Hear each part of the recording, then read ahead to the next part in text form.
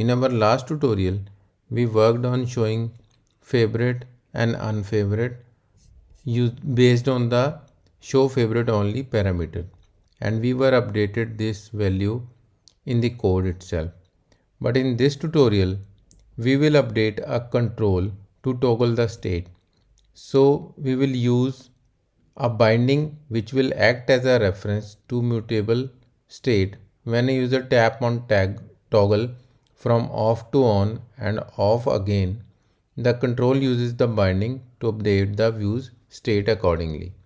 So to do that, let's add a for each loop to combine static and dynamic views in a list.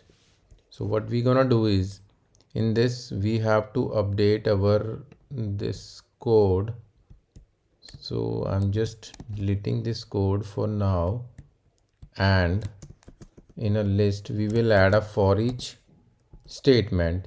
In for each statement we will use the same code, and over here we will use filter cities and we'll remove it from here, right? And then now we have a for each which will be used to combine two or more different group of dynamic views. So now we have a for each, and let's add a toggle which will be used to update the value of show favorite only.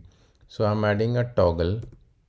So let me add a toggle over here, and its value is on, and it would be on the basis of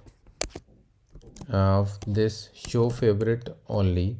So this parameter is used to show a binding between a state variable. So we have this, and now we will show a text over here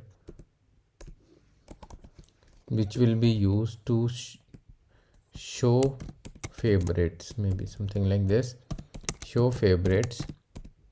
So when we use it like this, and we will build and run it, and when we see it, so if we make it on, so it is showing only favorites, and we'll make it off, it is showing favorites and unfavorite items. So this is basically we are using to check the user interaction or user input on screen. Thanks.